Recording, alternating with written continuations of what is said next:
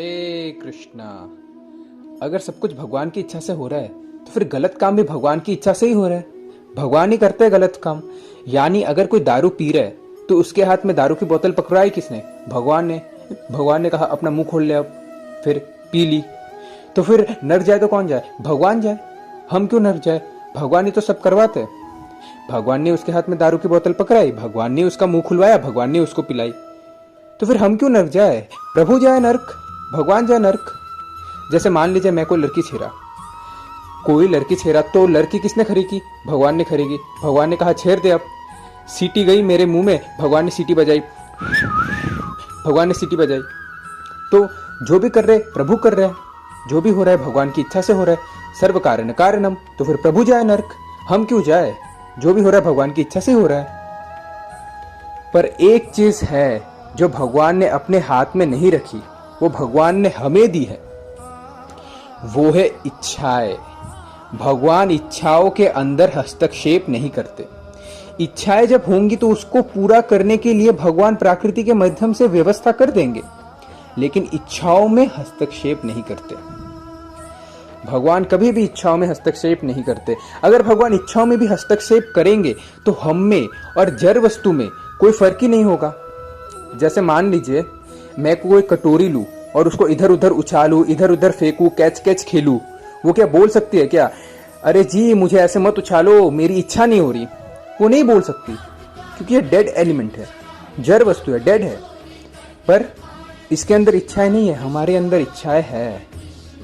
इसलिए भगवान गीता सुनाने के बाद भी कह रहे हैं अर्जुन को, यथेच्छसि तथा कुरु। अब तुमको जो करना है वो करो। ऐसा नहीं कि चल अब तू तीर चला, मैं रिमोट कंट्रोल करूंगा, सब मेरी इच्छा से हो रहा है तो मैं रिमोट कंट्रोल करूंगा, चला तू तीर। ऐसा नहीं कर रहे भगवान। ओवरऑल नियंत्रण तो भगवान का रहता है, पर लेकिन इच्छाएं हमारी होती है। जैसे मान लीजिए दिल्ली के चीफ मिनिस्टर है केजरीवाल, तो अब दिल्ली के अंतर्गत जो कुछ भी होगा वो दिल्ली गवर्नमेंट के अंतर्गत होगा। पर फिर भी अगर कोई गलत काम करे तो वो उसकी इच्छा है, पर गलत काम करने के बाद जो परिणाम है वो उसके अंदर नहीं है, मतलब उसका वो अधिकारी नहीं है। जो परिणाम होगा मतलब उसको जेल जाना पड़ेगा, जेल की आटा खाना पड़ेगा, जेल की चक्की पीसनी पड़ेगी, उसको जेल जाना पड़ेगा।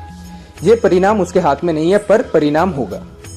उसी तरह कार्य करना, कर्म करना, कर्म की इच्छा करना, वो हमारी हाथ में होती है। उस पे भगवान हस्तक्षेप कभी नहीं करते।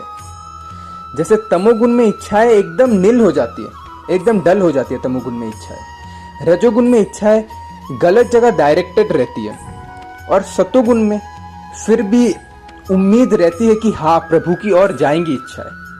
पर फिर भी सतोगुण में इच्छाएं अनुकूल रहती है, सकारात्मक रहती है। रजोगुण में थोड़ी कम अनुकूल रहती है, और तमोगुण में ना के बराबर।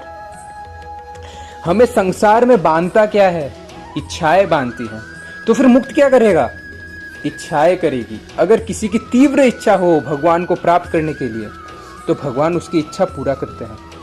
जैसे सीता मैया जब अशोक वाटिका में थी, वो अशोक वाटिका क्यों है? क्योंकि सीता मैया हमेशा श्री राम के बारे में चिंतन करते रहती थी, हमेशा अपने प्रभु के बारे में सोचते रहती थी कि मेरे प्राणनाथ, मैं कब उनकी सेवा करूंगी, मैं कब उनसे मिलूंगी। वो लंका में होके भी राम जी के साथ ही थी हमेशा। तो जो कुछ भी कर रहा है वो भगवान से हो, भगवान नहीं करवा रहे, इच्छा होती है हमारी। हम जो करते हैं उसका परिणाम फिर हमें मिलता है हमारे कर्म के दौरान, हमारे कर्म से हमें उसका परिणाम मिलता है। Hare Krishna. Thanks for watching.